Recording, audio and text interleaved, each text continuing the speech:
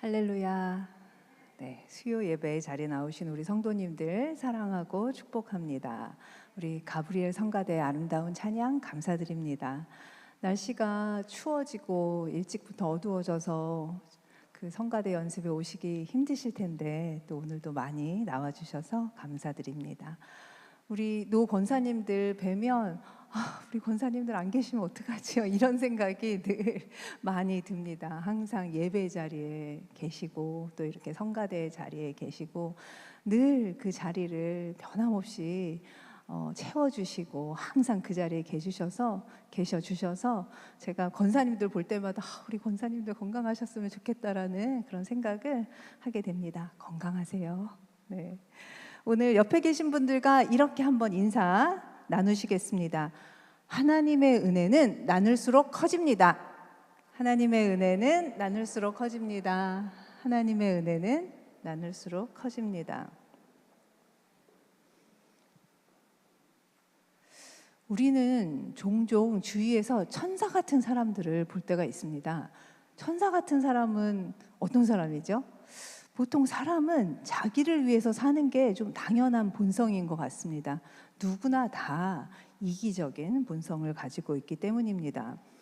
그런데 종종 주위에서 하나님의 은혜를 받은 다음에 비포 애프터가 아주 다른 삶을, 아주 천사 같은 삶을 사는 분들을 뵐 수가 있습니다. 그 이타적인 그런 삶을 살기 시작하는 것이죠. 그래서 자신의 외적 조건이 좋든 좋지 않든 상황이 상황이 괜찮든 괜찮지 않든 간에 자신의 아주 중요한 것을 쪼개서 정말 필요한 이웃들에게 나눠주는 분들을 많이 볼 수가 있습니다. 기술이 발전하고 물질은 풍요로워졌죠. 이렇게 될수록 사람의 마음은 여유로워질까요? 아닙니다. 오히려 상대적인 빈곤감이 더 밀려오는 요즘 같은 시대에 어떻게 내 것을 움켜쥐지 않고 조금 더 가지고 조금 더 편리하게 살려는 그 마음이 높아져서 내 것을 움켜쥐지 않고 아래로 흘려보내는 삶이 가능한지, 하나님의 은혜가 도대체 어떤 것이길래 그런 게 가능한지 살펴보는 것은 우리의 신앙에 큰 유익이 될 것입니다. 먼저 오늘 함께 나눌 고린도후서 8장의 그 본문이 어떤 내용인지 한번 제가 먼저 간단히 말씀을 드리겠습니다. 고린도후서가 쓰여졌던 1세기 중반 예루살렘 교회는 매우 어려운 상황에 놓여져 있었습니다. 예루살렘 교회는 초대교회였죠. 그래서 오순절 성령 강림 사건이 있었던 이후에 시작된 최초의 교회였습니다. 그리고 그 교회에는 누가 있었죠? 예수님과 공생애를 함께 했고 예수님께서 십자가에서 고난받아 돌아가시는 것을 보았고 예수님의 부활을 목격했던, 그리고 예수님이 올라가시는 것을, 하늘에 승천하시는 것을 보았던 그 제자들이, 예수님을 증거했던 제자들이 모여서 유대교와는 다른 기독교 교리를 정립하고 그 기독교의 전통을 세워나가는 교회였을 뿐만 아니라 예수님이 당부하신 그 말씀대로 예루살렘과 온 유대와 사마리아와 땅끝까지 복음을 전하기 위해서 선교사를 파송했던 선교의 중심지였다는 점에서 아주 중요한 위치에 있는 교회였습니다. 그런데 당시 예루살렘 교회는 안으로는 유대 그 종교 지도자들에 의해서, 밖으로는 로마 제국의 그 박해 속에서 아주 어려움을 겪고 있었습니다. 그런데 엎친 데 덮친 격으로 AD 기원후 46년에서 48년경이라고 추정이 되어지는데요. 클라우디우스 황제 때 세계적으로 닥친 기근 때문에 너무나 어려운 형편에 처해져 있었습니다.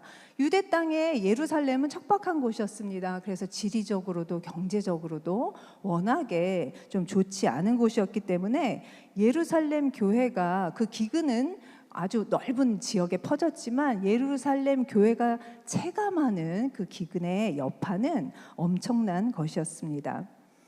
예루살렘 교회가 이렇게 모 교회가 어려움을 겪자 사도 바울은 자신이 전도 여행을 통해서 다녔던 그 이방 지역 어디였죠? 지금의 터키로 알려져 있는 소아시아 지역, 또 마게도냐, 아가야 지방에 있는 여러 교회들에게 도움을 요청하기 시작했습니다.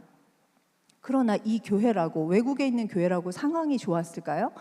교회가 그렇게 상황이 좋지는 않았습니다. 도시는 아주 예루살렘보다 발전한 도시였지만 이 당시 그 마게도냐 지방 또 아가야 지방에 세워졌던 교회들은, 그리스도를 믿는 교회들은 조금 어려운 점이 있었는데요.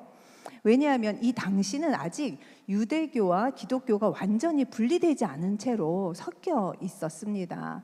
그래서 그 유대인 그리스도인들이 이방인 그리스도인들에게 할례도 받아야 한다고 하고, 또 유대교의 정결법을 엄격하게 지키는 것을 강요했기 때문에 좀 나름대로 간섭도 심하고 또 무례함도 견뎌야 했었습니다. 그리고 또 자기와 동족인 그 이방인들은 원래 우상 숭배를 하고 있었는데, 이 사람들이 갑자기 나는 우상은 안 믿겠어, 나는 예수님이란 분을 나의 구주로 고백할 거야, 이렇게 하면서 뭔가 문화적으로 다른 삶을 살기 시작하자 왕따를 하기 시작했습니다. 그래서 따돌림을 받기 시작해서 일자리를 구하는 것이 예루살렘 교회 성도들이 일자리 구하는 것만큼이나 어려웠다고 합니다. 그래서 이방 도시는 잘 살았지만 이방에 세워진 그 교회들은 역시 경제적인 궁핍을 겪어야 했다고 합니다. 그런 안 좋은 상황이었음에도 불구하고 이방인 그리스도인들은 한 번도 본 적이 없는 예루살렘 교회, 언어도 다르고 또 국적도 다른 그 예루살렘 교회를 돕기로 앞장을 섭니다. 결심을 합니다. 먼저 빌립보, 데살로니가, 베레아 교회와 같은 마게도냐 교회들이 앞장을 섰습니다. 이어서 아가야 지역에 있었던 고린도 교회도 선뜻 우리도 돕겠습니다, 이렇게 결단을 했습니다. 그런데 처음에는 아주 적극적으로 나섰던 고린도 교회가 문제가 생기기 시작했죠. 내부적으로 분열하고 내가 좋아하는 지도자를 따라서 파벌이 나눠지고 또 거짓 교사들이 들어와서 잘못된 가르침을 가르치기 시작했죠. 그렇게 되면서 점점 그 예루살렘 교회를 돕기로 했던 그 움직임이 소극적이 되기 시작했습니다. 그리고 나중에는 또 바울을 공격하는 성도들이 생겼죠. 그렇게 되면서 아예 예루살렘 교회를 돕자는 그 움직임이 중단이 되었습니다. 그래서 오늘 함께 나누는 8장은 바울이 고린도 교회에 다시 한번 마게도냐 교회의 그런 아주 좋은 사례를 이야기해 주면서 우리 시작한 좋은 선한 일이니까 마무리를 지읍시다, 이렇게 권면하는 내용을 담고 있습니다. 바울이 어려운 예루살렘 교회를 도울 것을 권유한 것은 이 이방 교회들이 예루살렘 교회보다는 경제적으로 낮거나 또 예루살렘 교회가 그들에게 복음을 전해준 그 빚이 있죠. 빚을 갚아야 한다는 채무 의식 때문만은 아니었던 것 같습니다. 어쩌면 바울은 지금 거짓 교사들에 의한 잘못된 가르침과 내부적으로 시기, 질투, 또 교만으로 영적인 감기에 걸려있는 그 고린도 교회가 다시금 건강하게 회복되는 데는 하나님의 은혜가 흘러가는 그 영적 원리를 깨닫고 그것을 실천하는 것만큼 좋은 것이 없다고 생각했는지도 모르겠습니다. 그래서 바울은 헌금을 통해서 예루살렘 교회를 도와주시다 라고 이렇게 제안을 했지만, 사실 이 헌금은 하나님의 은혜의 여러 가지 방법 중에 하나였습니다. 헌금을 하자는 것은 하나님의 은혜를 흘려보냅시다 와도 같은 말이었습니다. 하나님의 은혜가 무엇입니까? 선물입니다. 대가로 주어지는 것이 아니라 내가 아무런 잘한 일이 없어도 그냥 나를 사랑해서 주는 선물과도 같은 것이죠. 그래서 이 헌금을 자원하는 마음으로 할 수 있으려면은 이 하나님 은혜의 영적 원리, 하나님 은혜라는 것이 도대체 어떤 성격을 가지고 있고 어떻게 이루어지는 것인가를 깨달아야만 내 주머니에서 아주 기쁜 마음으로, 자원하는 마음으로 할 수 있었던 것이었습니다. 그래서 바울은 먼저 마게도냐 교회 얘기를 해줍니다. 하나님께서 마게도냐 교회에 큰 은혜를 주셨습니다. 그래서 그 은혜 받은 마게도냐 교회가 저도 이 은혜를 흘려보내고 싶습니다. 제가 은혜만 받고 가만히 있을 수가 없습니다. 그래서 예루살렘 교회를 저희가 도울 수 있도록 도와주십시오. 이렇게 바울에게 사정을 했다는 그 설명을 하기 시작합니다. 이기적으로 사는 것이 아무도 요즘엔 나무라지 않습니다. 그렇게 사는 것이 맞다고, 너를 위해서 살아야지 라고 부모가 자식한테 또 이렇게 가르치는 것이 당연시되는 세상입니다. 또 물질 만능주의에 빠지기 쉬운 요즘 같은 시대에 이 하나님 은혜의 영적 원리를 깨닫는다면 우리뿐만 아니라 우리 교회 공동체가 아주 건강하게 우뚝 설 수 있는데 도움이 될 거라고 생각을 합니다. 그래서 오늘 저는 본문에서 3가지 어떤 영적 원리를 찾았습니다. 하나님 은혜의 첫 번째 영적 원리는 무엇이냐면 하나님께로부터 시작된다는 것입니다. 그래서 하나님께서 위로부터 은혜를 부어주시기 때문에 마치 산 꼭대기에서 물이 흐르는 것처럼 아래로 흘러내린다는 것입니다. 세상의 기브 앤 테이크와 다르죠. 내가 이 사람한테 주고 이 사람한테 다시 되돌려 받는 것이 아니라 하나님께서 나에게 부어주시면 나는 나보다 조금 더 어려운 사람에게 또 아래로 흘려보내는 것이 하나님의 은혜라는 것입니다. 1절을 함께 읽어보시겠습니다. 형제들아, 하나님께서 마게도냐 교회들에게 주신 은혜를 우리가 너희에게 알리노니. 네, 바울이 고린도 교회 성도들에게 이렇게 말하고 있는 것입니다. 바울은 1년 전에 스스로 원해서 시작했지만 이제는 그 마음이 식어버린 고린도 교회 성도들을 권면하기 위해서 이렇게 마게도냐 교회의 이야기를 들려줍니다. 마게도냐 교회가 아까 제가 어떤 교회가 있었다고 했죠? 데살로니가 교회 있었고 빌립보 교회 있었고 베레아 교회가 있었는데요. 빌립보 교회만 해도 아주 가난한 교회였다고 합니다. 마게도냐 교회들이 이렇게 자신들도 어려운 형편에 있으면서 한 번도 본 적이 없는 예루살렘 교회를 돕자고 나설 수 있었던 것은 하나님께서 그들에게 그 주신 은혜가 너무나 크다고, 정말 갚을 수 없는 은혜를 받았다고 생각했기 때문이었습니다. 어떤 것을 그들은 은혜라고 생각했을까요? 그들은 자신들이 이렇게 기도하면서 이 극심한 가난과 박해를 견뎌낼 수 있는 인내도 하나님께서 주신 은혜라고 생각을 했습니다.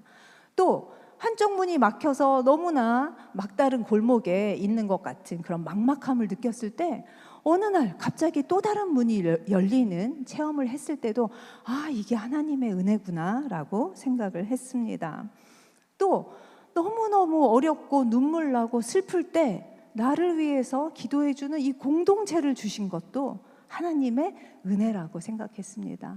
그리고 무엇보다 바울이 전해준 복음, 하나님께서 나를 사랑하셔서 하나님의 아들을 이 땅에 보내셨대. 그 예수님이 십자가에서 우리의 죄를 위해서 돌아가셨대. 이 소식이 정말로 그들이 정말 갚을 수 없는 하나님의 은혜라고 생각했던 것이었습니다. 만약 그들이 갖고 있는 모든 것이, 그들이 갖고 있는 모든 장점이 아담과 하와의 타락 이후 인간은 어떤 조건에 처해졌었죠? 인간의 실존은 엉겅퀴가 나는 땅에서 아주 고된 노동을 해야 무언가를 얻을 수 있다고 했었습니다.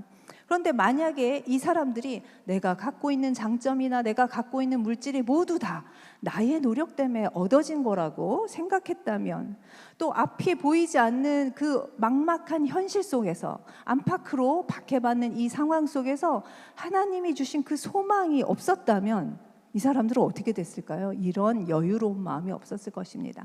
아주 인색해질 대로 인색해져서 나밖에는 나를 보호할 사람이 없어, 이렇게 생각했을 것입니다. 아무것도 나누지 못하고 아주 척박한 그런 삶을 살아야 했을 것입니다.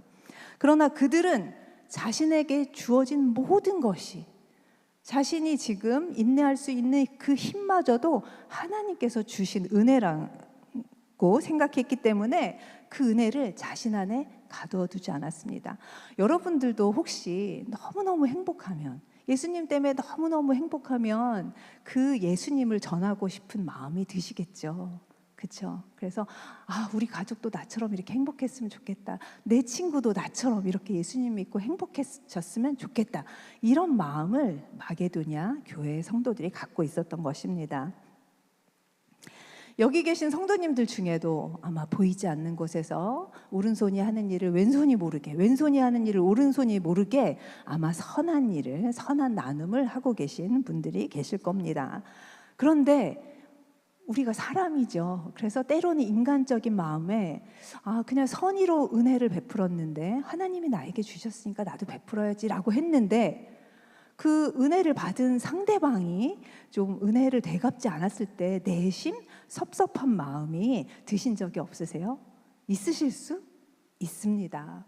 네가 나한테 어떻게 이렇게 할 수 있지? 내가 너한테 얼마나 잘했는데 너는 이래? 이렇게 섭섭한 마음을 품으실 수 있습니다. 하지만 하나님의 은혜는 정말 아무 대가 없이, 아무 공로 없이 그냥 주어진 것입니다. 그래서 하나님의 은혜는 자녀에게 우리가 사랑을 주면 그거 돌려받는 아주 운이 좋은 부모님도 계시지만 대부분은 내리사랑이라고 하죠. 부모님의 사랑만큼 자식이 부모님에게 사랑을 갚기가 힘듭니다. 그 자식은 자기의 자식한테 또 내리사랑을 주게 되는 것입니다. 그래서 하나님의 은혜는 일방통행이라고 생각하시는 것이 아예 마음이 편안해지실 것입니다. 그래서 하나님께서 나에게 주신 은혜를 내가 하나님께 어떻게 갚을 수 있겠습니까? 그 은혜를 또 다른 사람에게 부어주고 또 그 사람은 또 다른 사람에게 은혜를 부어주면 이 세상이 아마 조금 더 빨리 하나님의 나라로 변하게 될 것입니다. 그래서 이 마음을, 이 영적 원리, 첫 번째 하나님 은혜의 영적 원리를 기억하심으로 가끔 시험에 들 때마다, 관계에서 시험에 들 때마다 그 시험을 잘 이겨내시기를 소망합니다. 두 번째 하나님 은혜의 영적 원리는 나의 외적인 상황, 물질적인 상황과는 무관하게 얼마든지 풍성하게 나눌 수 있다는 것입니다. 성도들마다 물질에 대한 관점이 조금 다를 수 있습니다. 기독교인이면 하나님에 대한 신앙이 좋으면 좋을수록 좀 하나님께서 부를 많이 축적해 주셔서 좀 좋은 일을 많이 해주시는 게 좋을 거야. 이렇게 이걸 청부론이라고 합니다. 또 반대로 아니야, 돈은 죄의 유혹에 나를 빠지게 할 수 있어. 그러니까 가능하면 좀 아주 청빈하게 살 수 있게 그냥 딱 필요한 것만 있고 좀 가난하게 사는 것이 좋아. 이렇게 청빈론의 그런 재정관을 가질 신앙관을 갖고 계신 분도 계실 것입니다. 여러분은 어떤 물질관을 갖고 계십니까? 저는 잠언 30장에서 지혜로운 대답을 찾았습니다. 함께 읽어보시겠습니다. 내가 두 가지 일을 주께 구하였사오니 내가 죽기 전에 내게 거절하지 마시옵소서. 곧 헛된 것과 거짓말을 내게서 멀리하옵시며 나를 가난하게도 마옵시고 부하게도 마옵시고 오직 필요한 양식으로 나를 먹이시옵소서. 혹 내가 배불러서 하나님을 모른다 여호와가 누구냐 할까 하오며 혹 내가 가난하여 도둑질하고 내 하나님의 이름을 욕되게 할까 두려워함이니이다. 아멘. 만약 이런 마음으로 저를 부자가 되게 해주세요, 저를 가난하게 해주세요, 이런 기도가 아니라 그저 이런 마음으로 필요한 양식을, 당장에 필요한 양식을 구하시고 내게 있는 것에 자족하는 마음을 가지시고 오직 어떻게 하면 하나님을 더 잘 섬기고 사랑할 수 있을까에 우리 기도의 중심을, 마음의 무게를 둔다면 이것이야말로 성도들이 가져야 할 올바른 물질관이라고 생각을 합니다. 그런데 또 이렇게 말하시는 분도 계실 겁니다. 아무리 착한 일을 하고 싶어도 저 사람 내가 돕고 싶은데 돈이 있어야 돕죠. 그러려면 하나님께서 나에게 좀 물질을 풍성하게 주셔야 내가 선한 일을 할 수 있는 것이 아닙니까? 이렇게 질문하시는 분이 계실 수 있습니다. 저는 오늘 말씀에서 답을 찾을 수 있을 것 같습니다. 세번역 성경으로 한번 보실 텐데요. 고린도후서 8장 2절과 3절 함께 읽어보시겠습니다. 그들은 큰 환난의 시련을 겪으면서도 기쁨이 넘치고 극심한 가난에 쪼들리면서도 넉넉한 마음으로 남에게 베풀었습니다.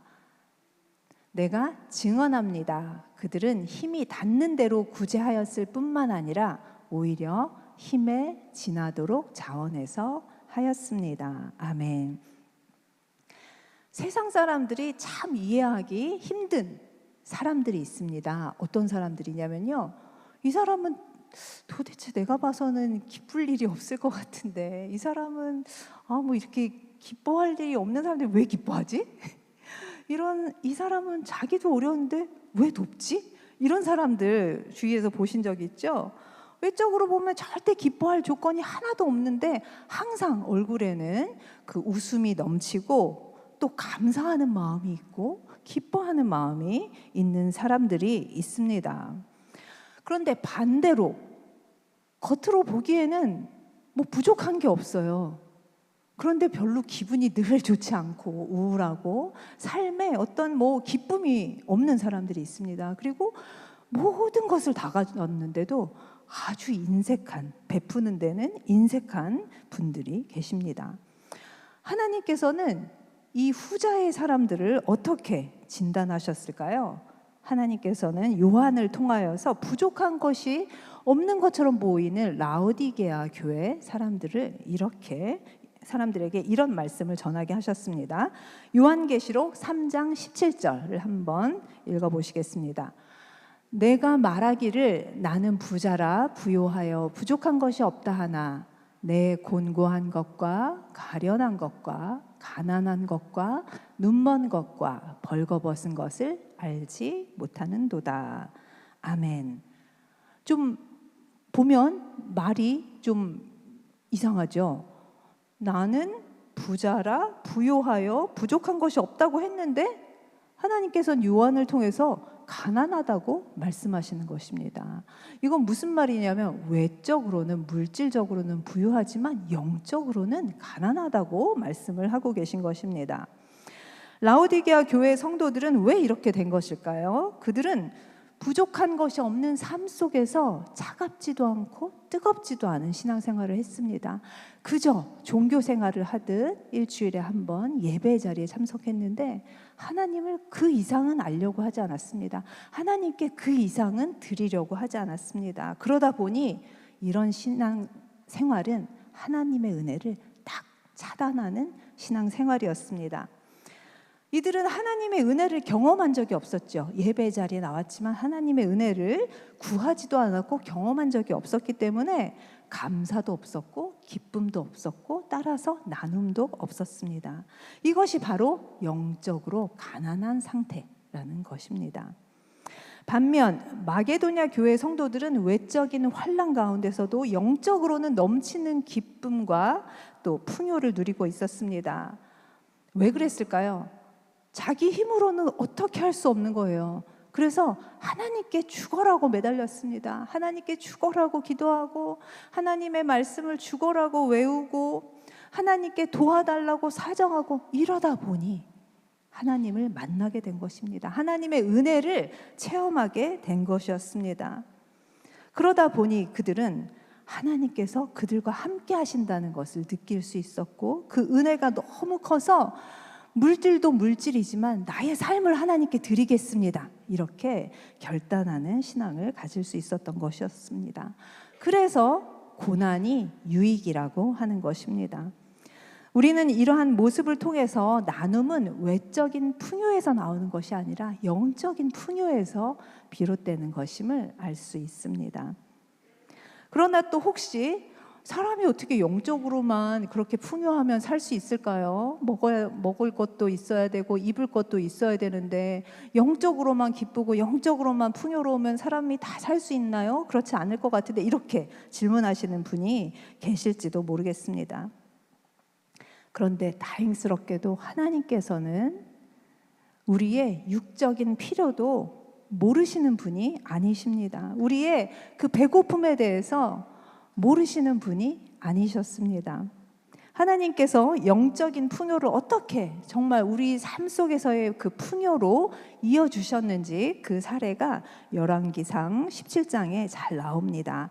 그 가난한 사르밧 과부의 이야기가 나오는데 제가 한번 읽어드리겠습니다.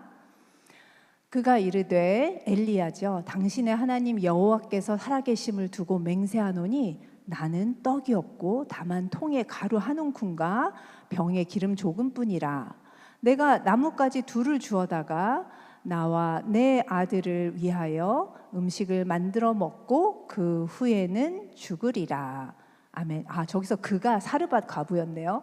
그 다음에 엘리야가 그에게 이르되 두려워하지 말고 가서 내 말대로 하려니와 먼저 그것으로 그 남은 아주 작은 양의 가루와 기름으로 나를 위하여 작은 떡 한 개를 만들어 내게로 가져오고 그 후에 너와 내 아들을 위하여 만들라. 이스라엘의 하나님 여호와의 말씀이 나 여호와가 비를 지면에 내리는 날까지 그 통에 가루가 떨어지지 아니하고 그 병의 기름이 없어지지 아니하리라 하셨느니라. 아멘. 지금 가난한 그 사르밧 과부에게는 자신의 아들과 마지막으로 이 땅에서 정말 마지막으로 단 한 번 먹을 수 있는 그 양의 곡식 가루가 있었습니다.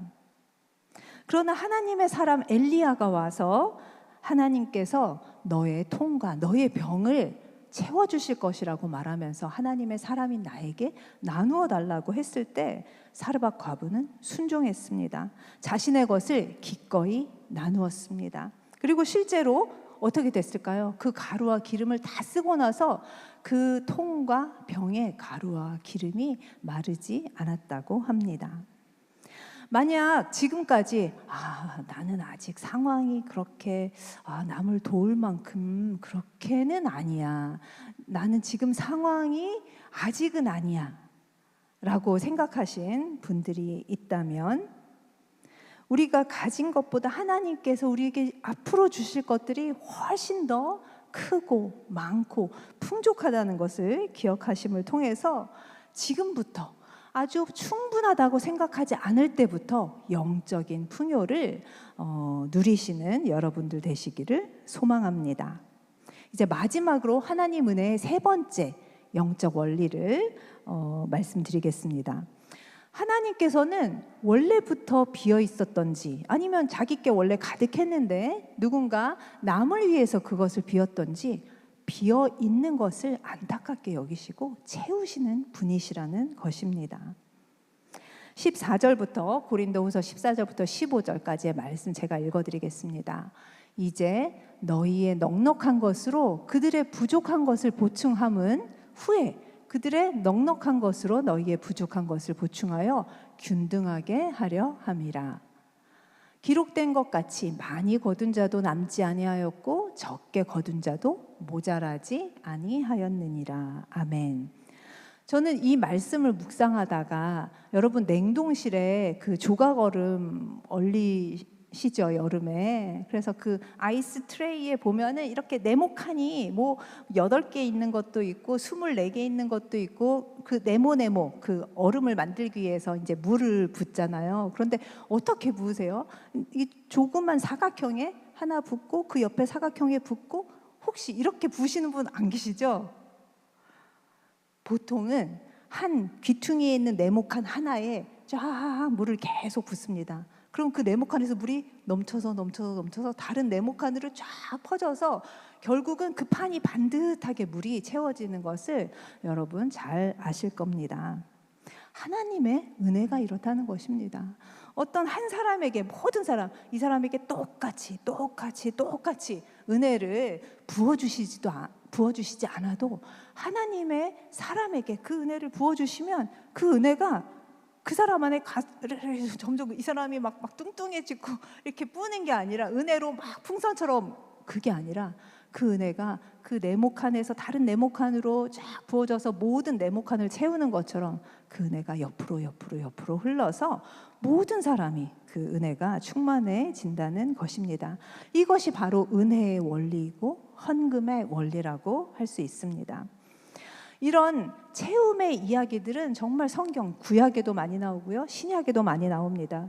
신약에서는 어떤 이야기들이 있었을까요? 예수님께서 최초로 보여주셨던 이적이 무엇이었죠? 가나의 혼인잔치였습니다. 포도주가 여러 날 동안 혼인잔치를 해야 되는데 포도주가 떨어지면 그 잔치는 망친 거나 다름이 없었습니다. 흥이 깨지게 되는 것이었죠. 그런데 그 빈 항아리를 포도주를 채워주셨습니다. 그래서 그 잔치가 기쁨으로 계속될 수 있게 하셨습니다. 우리의 삶을 예수님께서 포도주로 채워주시는 것입니다. 그 흥이, 그 기쁨이 끝나지 않게 계속해서 우리의 빈 항아리를 채워주실 것으로 믿습니다. 또 어떤 일이 있었죠? 베드로가 정말 숙련된 어부였는데 그물을 던졌는데, 밤새 그물을 던졌는데 정말 그 그물에 고기가 하나도 없이 정말 허탈하게 돌아왔습니다. 그런데 고기를 별로 낚아본 적이 없을 것 같은 그 목수이신 예수님이 그물을 던지라고 하셨죠. 던졌더니 그 그물이 터질 정도로 고기가 가득했었습니다. 또 예수님의 말씀을 듣기 위해서 사방에서 몰려온 사람들이 날이 저물어서 배가 고팠을 때 그 5,000명이 쫄쫄 굶고 있었는데 한 아이가 내놓은 그 5개의 빵과 2마리의 물고기로 예수님은 5,000명의 배를 가득 채워주셨습니다. 실제로 여기 계신 분들 중에도 앞에 나와서 그런 간증을 들려달라고 하면 분명히 하나 이상 그런 채워졌던, 하나님의 은혜로 채워졌던 그런 간증을 하실 수 있을 것입니다. 이제 말씀을 정리하겠습니다. 하나님께로부터 시작된 은혜는 산 꼭대기에서 물이 흐르듯 위에서 아래로, 아래에서 위로 올라가는 게 아니라 위에서 아래로 흘러 내려갑니다. 나를 통해서 또 다른 누군가에게 흘러가는 것입니다. 또 하나님의 은혜는 우리를 영적으로 부유하게 해주심으로 우리의 외적 조건과 상관없이 나눔을 가능하게 해주십니다. 그리고 마지막으로 하나님의 은혜는 비어있는 곳에 가득 채워집니다. 그래서 가능하면 우리의 것을 비워둬서 하나님의 은혜로 채우는 그런 우리 모두의 삶 되기를 소망합니다. 이러한 은혜의 영적 원리를 기억하심으로 하나님의 은혜를 선물로 받으셨다면 이 안에 가둬두지 마시고 옆으로, 앞으로, 뒤로 그렇게 나누시는 여러분들 되시길 소망합니다. 기도하겠습니다.